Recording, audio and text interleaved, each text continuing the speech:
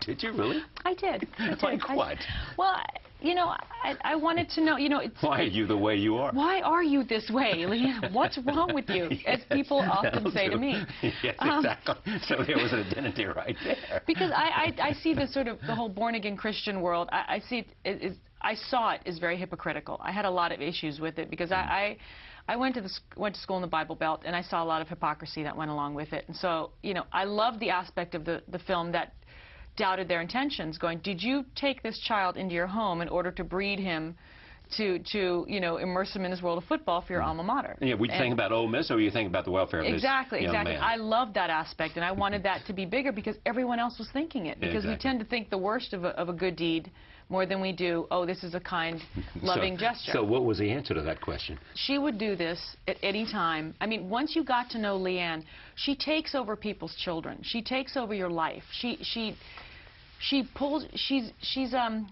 a collector of people who need things done, and she does it with such love. And I think having been raised in a place that wasn't open-minded, I mean, completely the other direction, she could have gone in that direction. Yet she was placed on this planet to break the stereotype that you think she is. And I don't know how else to. I know I stammer a lot, but she's a dichotomy of so many things, but she needs to be all those things to do what she does, and she does it with such love. And you see that family and those three kids together. I go, I don't know which kid wasn't here before because of the connection and love that they have and the protection that they have for each other. Tell me who the character is in Michael Lewis's book.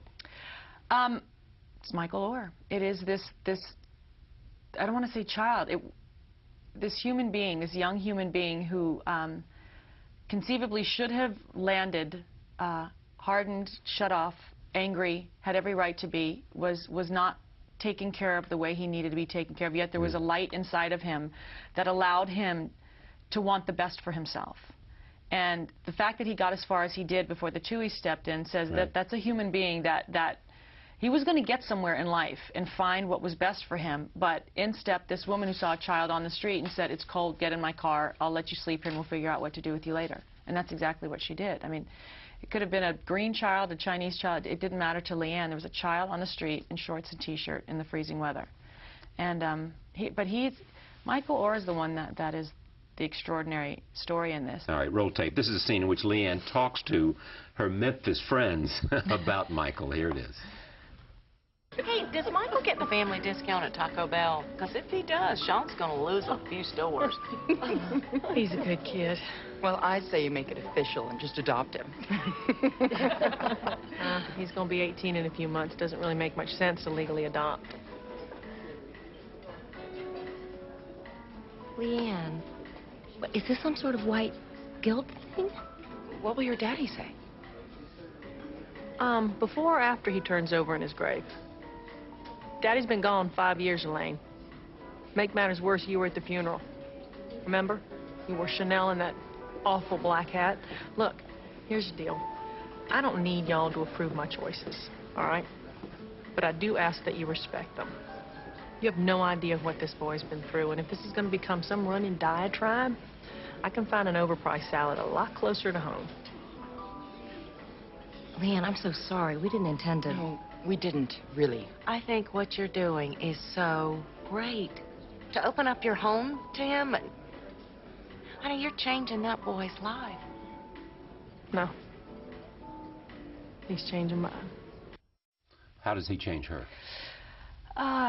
She thought she was doing something, doing a good deed, when in fact she had no idea that there was I think, a piece missing in their family and in their life. And he stepped in and made them be a better family.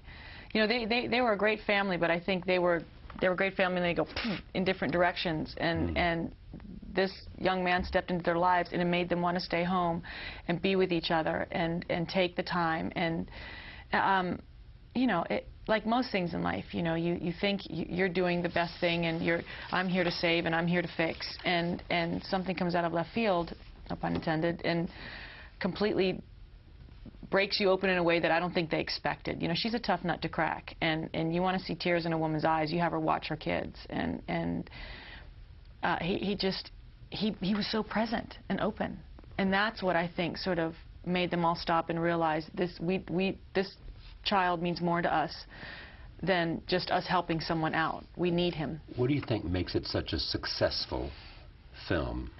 We had no explosions. Right. No sexy scenes. No chases. No chases. That's right. No CGI. No CGI. No forensics. Nothing. No Yeah. cop chases. No. You know, No CIA, nothing. No NCIS, CIA, PDQ, I don't know that.